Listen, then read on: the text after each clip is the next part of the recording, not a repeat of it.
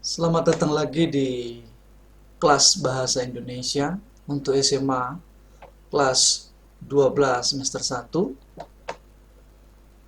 Saya berharap adik-adik kalian yang mengikuti pembelajaran ini semuanya sehat-sehat dan kuat-kuat dan terhindar dari virus COVID-19. NER akan melanjutkan lagi pembahasan kita, materi yang baru, yaitu siapa yang bisa menebak materi ini. Saya rasa adik-adik sudah membaca lewat LKS atau buku pelajaran, buku siswa. Oleh karena itu, perhatikan di slide ini.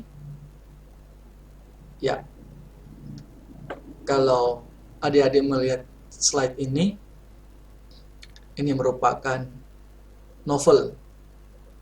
Tapi sebelum NER menjelaskan, adik-adik mendengarkan sound penjelasan ini. Indonesia adalah negeri dengan sejarah yang panjang. Sejarah Indonesia dimulai dari kerajaan-kerajaan Hindu-Buddha yang pernah berdiri di Indonesia.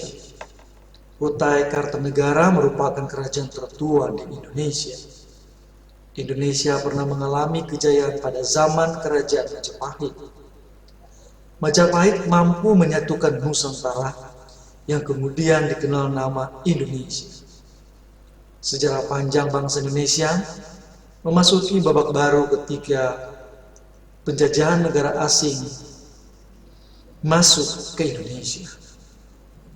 Indonesia pernah dijajah Belanda selama 350 tahun dan Jepang selama hampir 4 tahun.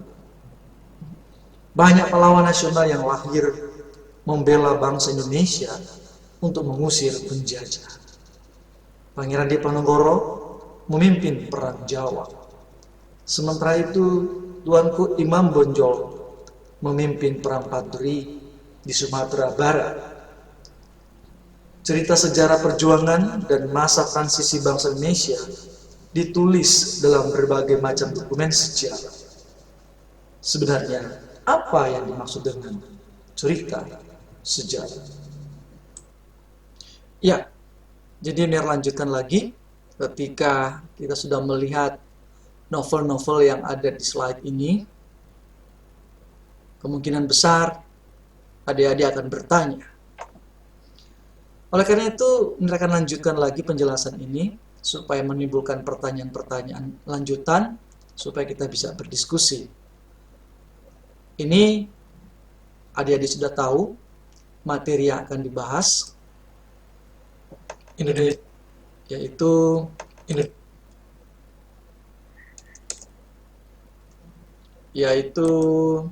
sejarah Indonesia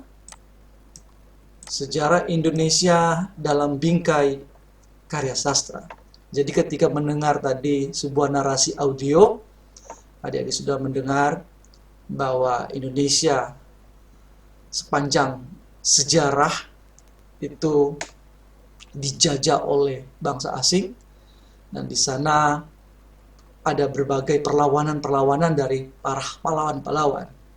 Oleh karena itu, kita belajar tentang karya sastra, tapi dalam bingkai sejarah Indonesia. Balik lagi, kita akan belajar karya sastra dalam bingkai sejarah Indonesia. Apakah bisa sejarah-sejarah yang lain di luar dari bangsa Indonesia? Bisa juga. Oleh karena itu, sebelum kita ke sana, kita harus memahami dulu tentang pemahaman teks cerita sejarah. Jadi ada beberapa langkah-langkah yang harus kita pelajari dulu untuk kita akan mempelajari tentang sejarah Indonesia dalam bingkai karya sastra. Yang sering balik-balik karya sastra dalam bingkai sejarah Indonesia. Ini langkah-langkah yang harus kita pelajari dulu, atau struktur sistematika pembelajaran yang kita akan pelajari, yaitu yang pertama, yaitu pemahaman teks sejarah. Nah, kalau kita sudah memahami pemahaman teks sejarah, maka kita akan melanjutkan lagi dengan informasi dan unsur pembangun teks cerita sejarah.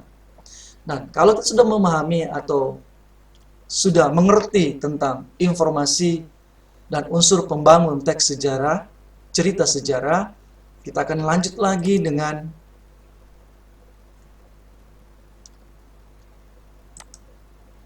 nilai-nilai dalam teks cerita sejarah. Nah, ketika kita sudah memahami juga nilai-nilai dalam teks cerita sejarah, kita akan melanjutkan lagi ke langkah berikutnya, yaitu ciri kebahasaan teks cerita sejarah. Setelah itu, apa yang akan kita lakukan kalau kita sudah memahami langkah-langkah dari A, B, C, dan D?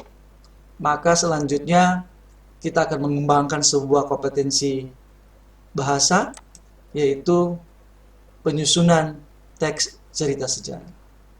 Sebelum kita ke sana, mari kita cermati dulu pemahaman teks cerita sejarah. Artinya kalau adik-adik telah memahami teks cerita sejarah, maka langkah-langkah berikutnya kita akan memahami apa yang dimaksud dengan informasi dan unsur pembangun, nilai-nilai dalam teks cerita sejarah, ciri kebahasaan, dan kita bisa melatih menyusun teks cerita sejarah. Sekarang kita datang pada pemahaman dulu atau pengertian. Kita harus tahu dulu pemahaman teks cerita sejarah.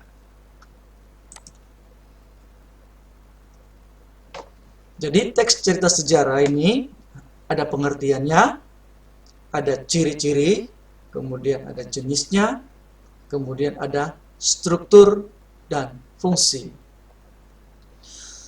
Jadi teks cerita ada pengertian atau definisi. Kemudian kita bisa melihat ciri-cirinya seperti apa, bentuk jenisnya, struktur teks cerita sejarah seperti apa, kemudian fungsinya seperti apa. Nah, ini adalah merupakan langkah-langkah atau uraian dari teks cerita sejarah. Kemudian kita melangkah selanjutnya, yaitu pengertian. Sekali lagi, pengertian dari teks cerita sejarah. Apa itu teks cerita sejarah? Kalau adik-adik sudah membaca di LKS atau buku teks Bahasa Indonesia kelas 12, adik-adik mendapatkan di sana definisinya adalah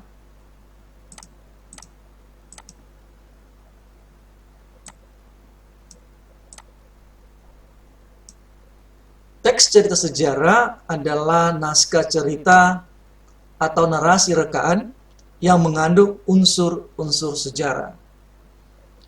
Dalam teks sejarah ada beberapa unsur nyata, misalnya tokoh, nama tempat, dan peristiwa.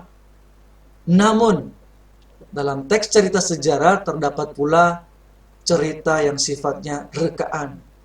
Nah, pertanyaannya, apa itu rekaan? Iya, rekaan itu adalah sebuah imajinasi atau karangan atau mereka. Dan lanjut, isinya misalnya mitos-mitos asal-usul negeri, mitos kedatangan sebuah agama, dan mitos alegori. Sekali lagi, teks cerita sejarah adalah naskah cerita atau narasi rekaan yang mengandung unsur-unsur sejarah. Dalam teks sejarah ada beberapa unsur, yaitu kita akan menemuinya, yaitu ada unsur nyata di sana. Apa unsur nyatanya? Yaitu ada tokoh-tokoh yang diceritakan, ada nama tempat, dan ada peristiwa di sana.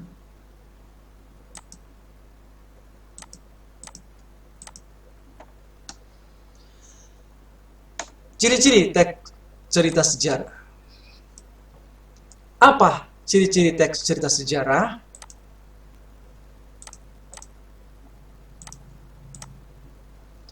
Ya, yaitu menampilkan latar masa lalu. Jadi ciri-ciri teks cerita sejarah yaitu menampilkan latar masa lalu. Kemudian disajikan secara kronologis. Apa itu kronologis? Ya, kronologis itu adalah urutan waktu. Contohnya dari tahun 1918, kemudian terjadi pada tahun 1920, dan selanjutnya pada tahun 1945 dan seterusnya. Jadi ada urutan waktu. Ciri selanjutnya yaitu ciri teks cerita sejarah. Ini berisikan berupa fakta atau fiksi. Jadi ada dua di sana. Bisa berupa fakta atau juga bisa berupa fiksi, atau yang dalam pengertian cerita teks cerita sejarah yaitu ada yang namanya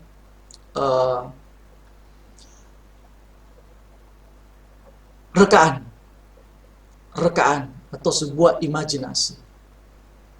Jadi hanya mengarang atau mereka-reka. Jadi fiksi juga ada yang menyatakan fiktif, bisa saja.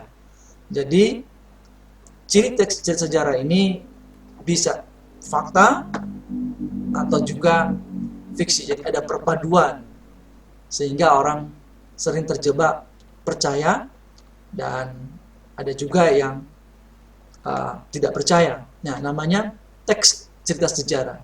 Jadi dipadukan antara fakta dan fiksi. Kemudian sering menggunakan konjungsi temporal. Ya, konjungsi temporal ini adalah kata sambung waktu. Jadi ada kata penghubung waktu di sana. Jadi di antar kalimatnya atau di dalam kalimatnya ada kata penghubung waktu. Ya, karena ciri yang sebelumnya yaitu kronologis, ada waktu di sana. Ya. Lanjut. Ya. Jenis teks cerita sejarah. Jadi jenis teks sejarah ada dua bagian, yaitu teks cerita sejarah fiksi atau rekaan, imajinasi. Kemudian ada teks cerita sejarah berdasarkan fakta sejarah. Ulang. Ada teks cerita sejarah fiksi, kemudian ada teks cerita sejarah berdasarkan fakta sejarah. Jadi berdasarkan fakta sejarah. Berbeda dengan hanya fiksi, rekaan, imajinatif. Kalau ini berdasarkan fakta, berdasarkan dokumen, berdasarkan bukti, berdasarkan temuan-temuan. Jadi ada perbedaannya, atau ada dua jenis teks cerita sejarah.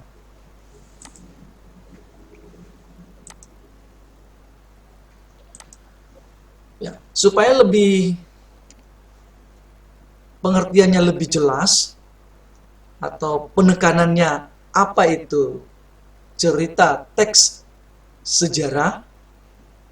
Ya, cerita sejarah ini sering dituliskan dalam suatu karya sastra. Jadi enak ketika sejarah itu ditulis dalam bentuk karya sastra.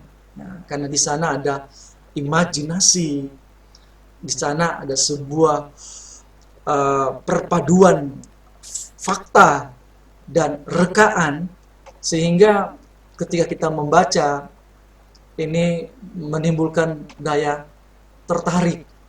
Biasanya adik-adik kalau membaca buku sejarah, ya ada yang membosankan, ada yang tidak selesai untuk membaca. Tetapi kalau dibungkus atau dibumbuhi dengan nilai-nilai karya sastra, maka saya yakin adik-adik kalau membaca novel sejarah ini akan ketagihan atau rasa ketertarikan untuk membaca akan bangkit kembali. Ya, jadi cerita sejarah sering ditulis dalam bentuk suatu karya sastra. Salah satu karya sastra yang digunakan untuk menceritakan peristiwa sejarah masa lalu yaitu novel. Apakah cerpen bisa? Ya, kemungkinan bisa. Tapi yang kita akan bahas ini adalah cerita teks sejarah, yaitu di dalam bentuk novel. Novel sejarah adalah novel yang menceritakan fakta kejadian masa lalu yang menjadi asal muasal atau latar belakang terjadi sesuatu yang memiliki nilai sejarah. Jadi ada nilai sejarah. Jadi ada sebuah cerita yang ada nilai sejarahnya. Nah, novel sejarah merupakan cerita berjenis naratif. Artinya, novel sejarah diceritakan dengan menggunakan urutan peristiwa atau kronologis yang tadi, ciri-ciri cerita teks sejarah, ada kronologis. Jadi ada menggunakan urutan peristiwa atau urutan waktu. Nah, kita melihat struktur teks cerita sejarah. Bagaimana bentuk struktur teks cerita sejarah? Jadi kalau kita melihat novel, membaca novel, mulai dari depan atau mulai dari covernya, kemudian kita mulai membuka helai demi helai lembar novel, halaman demi halaman. Nah, itu ada susunannya, strukturnya. Yaitu yang pertama yang disebut dengan abstrak. Yaitu abstrak. Kemudian yang kedua adalah orientasi. Selanjutnya yaitu komplikasi. Yang keempat adalah klimaks. Yang kelima, resolusi. Dan terakhir adalah kode.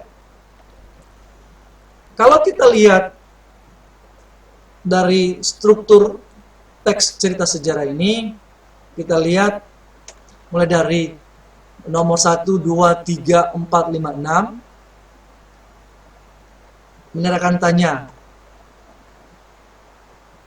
Yang nomor 1 ini abstrak, yang nomor 2 orientasi, yang nomor 3 komplikasi, yang 4 klimaks, yang kelima resolusi, yang keenam koda. Ini kata atau istilah.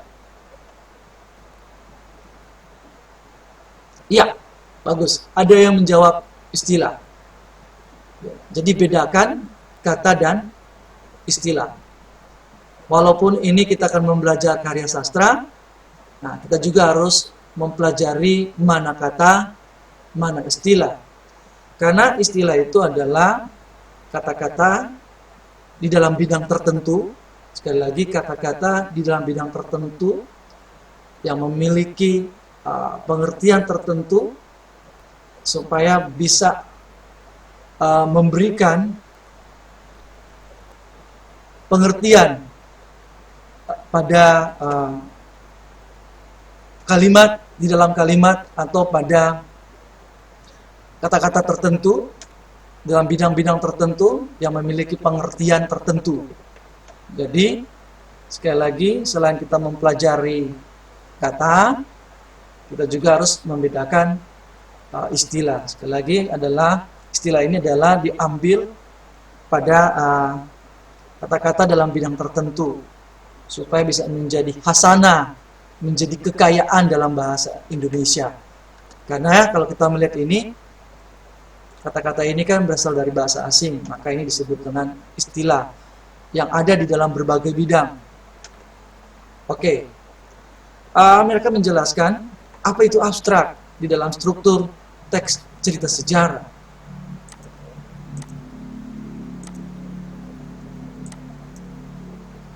Abstrak, benar tahu adik-adik sudah mendengar kata abstrak, dan kita sering menyebut kata abstrak. Nah, abstrak dalam struktur susunan cerita teks sejarah ini merupakan ringkasan atau inti cerita. Abstrak pada sebuah teks cerita sejarah ini bersifat opsional atau pilihan. Artinya, sebuah teks cerita sejarah bisa saja tidak melalui tahapan ini. Artinya, yang struktur nomor 1 ini bisa saja ada, bisa saja tidak di awal cerita sebuah novel sejarah. Jadi, bisa saja ada, bisa saja tidak. Nah, biasanya abstrak ini atau gambaran ini biasanya orang memberikan pengertian abstrak adalah gambaran. Ya, biasanya berisi pengenalan singkat tentang tempat atau tokoh. Dia hanya menggambarkan pengenalan singkat tentang tempat atau tokoh. Nah, apakah bisa ada abstrak di dalam sebuah cerita novel sejarah? Teks cerita novel sejarah, apakah abstrak ini bisa ada atau tidak? Nah, itu merupakan pilihan. Tergantung dari penulis, apakah dia menggunakan abstrak atau tidak. Nah, ini merupakan latihan juga kita nanti kalau materi pengertian tentang teks cerita sejarah ini selesai, maka tadi dalam urutan-urutan sistematika pembelajaran ada di akhir, yaitu kita akan coba menyusun teks cerita sejarah. Nah, artinya kita mulai melatih bagaimana kita bisa menulis. Ya, pengertian selanjutnya struktur dari teks cerita sejarah, yaitu ada orientasi. Orientasi merupakan pembuka dalam teks cerita sejarah yang berbentuk novel. Orientasi berisikan pengenalan tokoh dan latar cerita. Pengenalan tokoh berkaitan dengan pengenalan pelaku, terutama pelaku utama atau tokoh utama. Pengenalan ini meliputi kejadian yang dialami tokoh atau pelaku utama, pengenalan latar berkaitan dengan waktu, ruang, suasana yang terjadi, peristiwa dalam cerita sejarah, latar yang digunakan pengarang untuk menghidupkan sebuah cerita dan meyakinkan pembaca. Atau dengan kata lain, latar ini mengekspresikan watak baik secara psikis maupun fisik. Adik-adik pernah mendengar orientasi siswa baru? Nah, orientasi adalah pengenalan. Sekali lagi, kalau adik-adik membuka kamus, karena tadi Mir bilang ini istilah, kalau kita buka kamus, ada penjelasan bahwa ini adalah pengenalan. Nah, di dalam susunan struktur teks cerita sejarah, dia menyatakan pembukaan. Dia mulai membuka, dia mulai memperkenalkan sebuah peristiwa yang dialami tokoh utama sebagai pelaku dalam cerita. Kemudian dia mulai memperkenalkan sebuah latar-latar dalam cerita. Kemudian dia mulai memperkenalkan waktu, ada ruang di sana. Kemudian dia mulai memperkenalkan peristiwa-peristiwa di sana. supaya apa? Bisa menghidupkan sebuah cerita. Jadi ada pembukaannya dulu.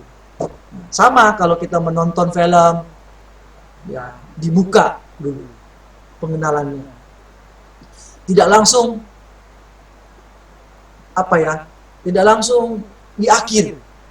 Nah, tidak mungkin film itu langsung berakhir, baru mulai kok di akhir.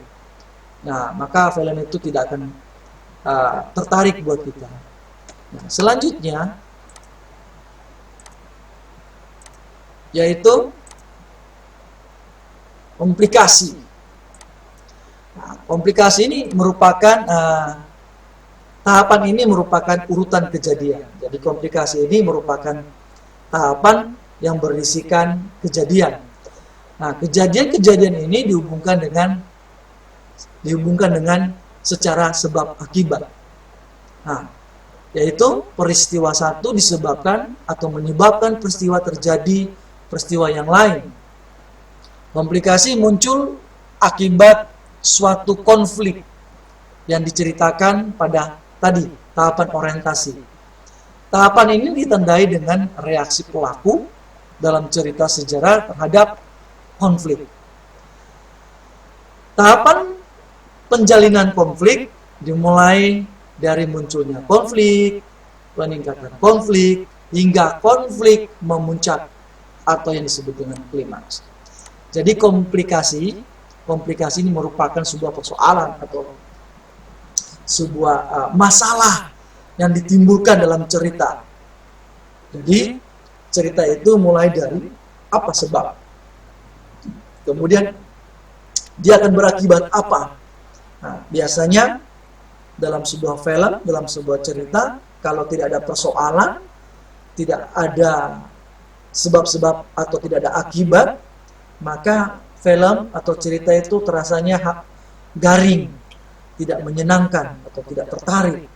Tetapi kalau ada komplikasi-komplikasi, ada sebuah masalah-masalah, nah inilah yang membuat kita juga merasa tegang mengikuti cerita tersebut. Selanjutnya adalah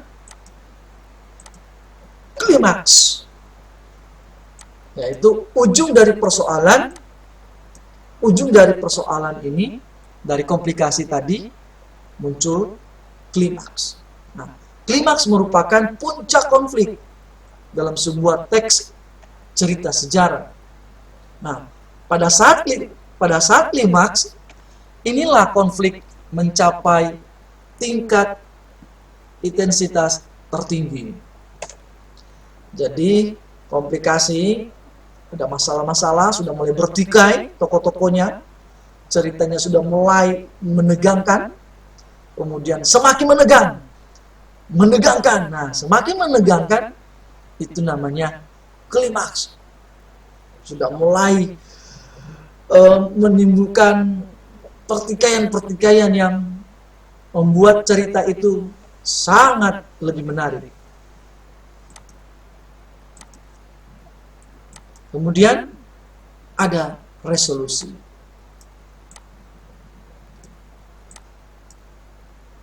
Ya, resolusi ini adalah suatu keadaan ketika konflik mulai terpecahkan dan menemukan penyelesaian. Nah, tahapan ini ditandai dengan upaya penulis atau pengarang novel mengungkapkan solusi dari berbagai konflik yang dialami tokoh. Jadi sudah mulai ada pemecahan, mulai mereda, mulai ada pemecahan di sana. Dan terakhir ada koda. Nah, koda ini adalah bagian dari akhir dari sebuah teks cerita sejarah. Nah, pada koda, penulis atau pengarang menyuarakan pesan moral sebagai tanggapan terhadap konflik yang terjadi. Nah, koda biasanya berisi nilai-nilai atau ajaran moral yang dipetik oleh kita yang membaca. Koda bersifat opsional juga. Artinya boleh ada atau tidak. Jadi dalam susunan cerita teks sejarah di dalam novel, kita sudah lihat dari urutan pertama sampai terakhir. Nah, di urutan terakhir ini ada koda. Koda ini bisa saja bersifat pilihan, tergantung penulis atau tergantung kita mau meletakkan ada koda tidak di dalam novel teks cerita sejarah. Nah, koda ini dijelaskan dia memiliki pesan-pesan, dia memiliki nilai-nilai suatu ajaran, sehingga ketika kita membaca kita mendapatkan sebuah petunjuk, kita mendapatkan sebuah nasihat di sana. Jadi kalau orang ingin menulis, jelas kita punya pesan-pesan di sana, supaya orang lain yang membaca bisa memahami, bisa mengerti, bisa insaf juga, dan ada juga bisa berubah kalau dia membaca cerita yang menarik, cerita yang berisikan pesan-pesan yang sangat berarti.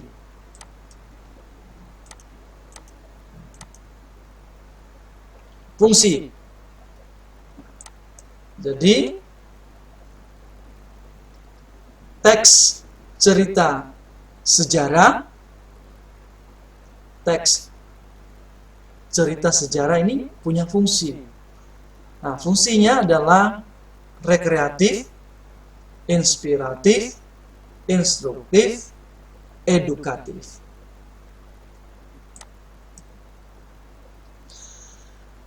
Apa itu rekreatif? Ya, benar. Rekreatif itu adalah ketika kita membaca novel teks cerita sejarah atau novel sejarah, ya ada bersifat menghibur, memberikan hiburan buat kita. Sama, kita menonton, membaca cerita-cerita, menimbulkan rasa terhibur di sana. Selain rasa terhibur, ada inspiratif. Ada nilai-nilai yang menginspirasi kita. Ada nilai-nilai yang menggerakkan, yang memotivasi kita. Jadi kita membaca novel sejarah atau teks cerita sejarah, itu mendapatkan inspiratif, mendapatkan pencerahan-pencerahan, mendapatkan dorongan-dorongan di sana. Dan ada motivasi yang muncul, terbentuk di sana. Kemudian fungsi lain yaitu instruktif. Instruktif ini dia memberikan dorongan juga, memberikan petunjuk-petunjuk, memberikan arahan-arahan. Jadi ketika membaca novel sejarah, ada sebuah arahan, ada sebuah petunjuk, sehingga kita mendapatkan nilai-nilai yang memberikan tambahan. Selanjutnya ada fungsi selanjutnya yaitu edukatif. Ya, adik-adik sudah tahu kata atau istilah edukatif. Jadi edukatif ini bersifat mendidik, bersifat mengajar. Jadi ketika kita membaca novel, ada sesuatu yang memberikan didikan di sana. Ya, jadi fungsi teks cerita sejarah ini ada 4. Rekreatif, inspiratif, instruktif, dan edukatif. Pertanyaannya, ini kata atau istilah ya? Oh iya, istilah. Jadi harus bedakan. Karena istilah ini merupakan memperkaya kata-kata di dalam bidang-bidang tertentu. Nah, kenapa Mir bilang kata? Karena ya, secara bahasa Indonesia ini dalam bentuk kata. Tetapi secara khusus ini disebut istilah karena memperkaya di bidang-bidang tertentu. Ya. Jadi ada perbedaan novel sejarah dengan teks sejarah. Jadi adik-adik harus bedakan mana novel sejarah, mana teks sejarah. Kalau kita lihat teks sejarah dengan novel sejarah, kalau teks sejarah ini menunjukkan kepada hal-hal yang memang pernah ada atau pernah terjadi. Nah, kalau novel sejarah ini menggambarkan sesuatu tidak pernah ada atau tidak pernah terjadi. Semuanya bersumber pada rekaan, imajinatif, hanya sebuah karangan saja. Kemudian kalau teks sejarah, di mana sejarawan, ada kata sejarawan, berarti seorang ahli sejarah yang terikat pada keharusan, yaitu bagaimana sesuatu yang sebenarnya terjadi di masa lampau, artinya tidak dapat ditambah atau direka. Kemudian novel sejarah ada kata novelis. Novelis adalah penulis novel. Yang satu sejarawan yang menulis teks sejarah, yang satu novelis yang menulis novel sejarah. Yaitu di mana dia sepenuhnya bebas untuk menciptakan dengan imajinasi mengenai apa, kapan, siapa, di mana suka-suka dia. Nah, tapi walaupun suka-suka dia, novel sejarah ini para penulis membuat seakan-akan apa yang terjadi juga, apa yang terjadi itu hampir benar, hampir mendekati fakta, hampir mendekati benar terjadi.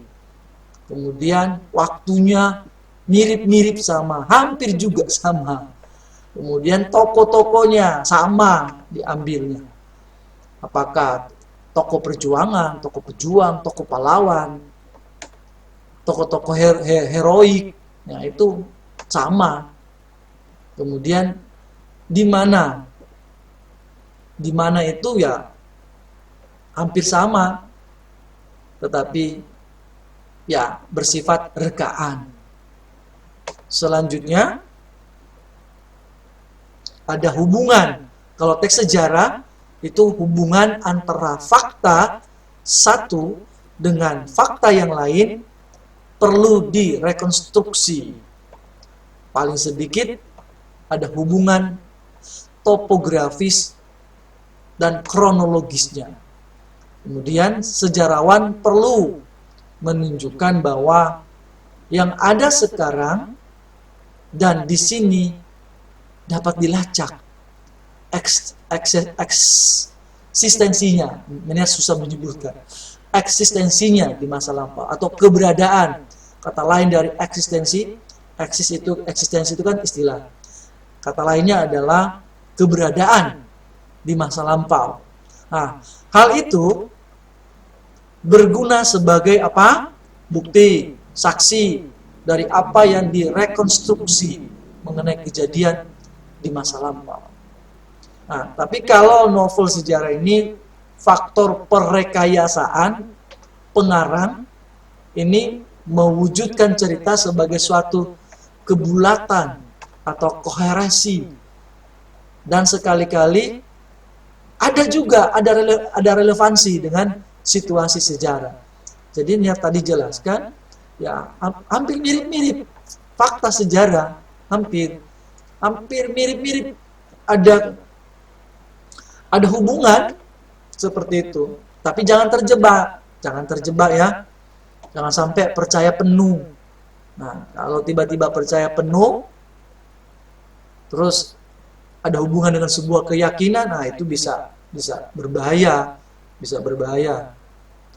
Oke. Selanjutnya, sejarawan sangat terikat.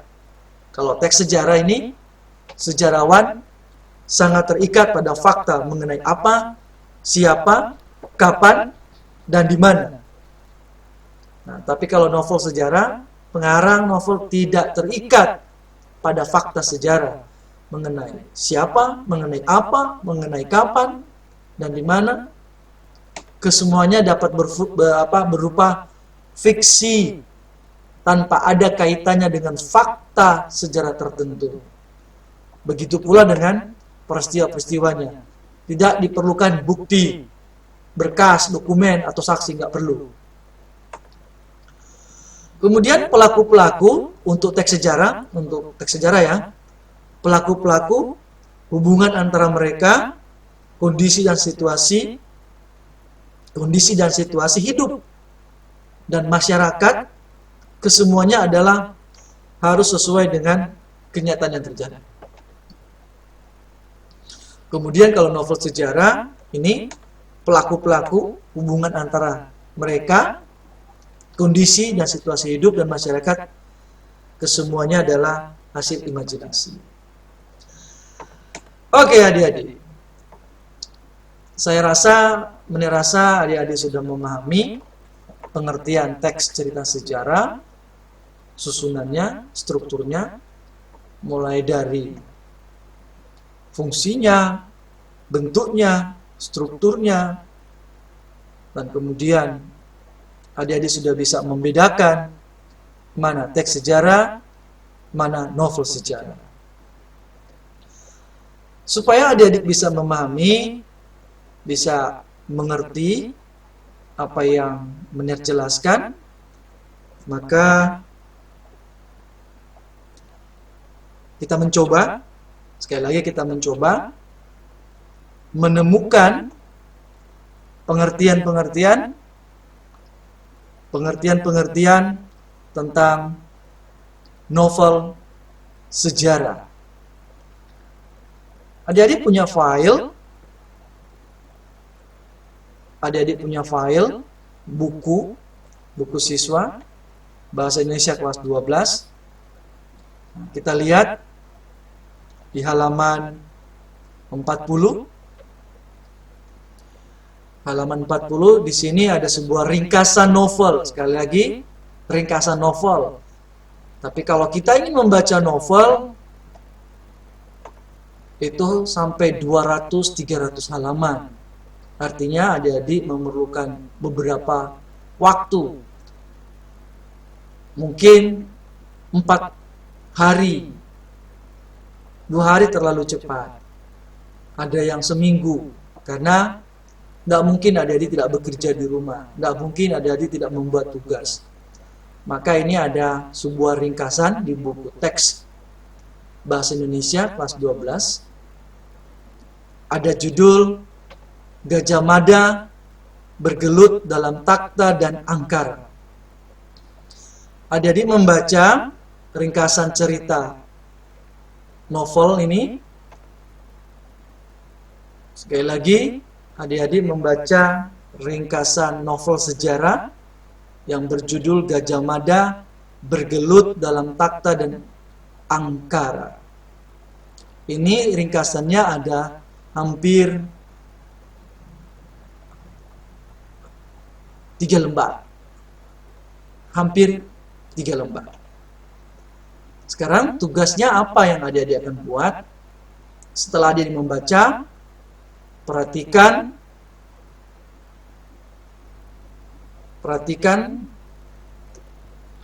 tugas yang adik-adik akan lakukan, yaitu menjawab pertanyaan-pertanyaan yang sudah ada di buku Bahasa Indonesia. Ada 5 pertanyaan di sana. Sekali lagi, ada 5 pertanyaan di sana. Mener tidak menyuruh Anda diskusi di dalam kelompok, karena ini adalah masih COVID, masih situasi COVID-19, maka Mener meminta Anda membuat ini di rumah. Sekali lagi, di rumah. Kalau di sekolah, maka kita akan tatap muka materi. Tetapi ada beberapa tugas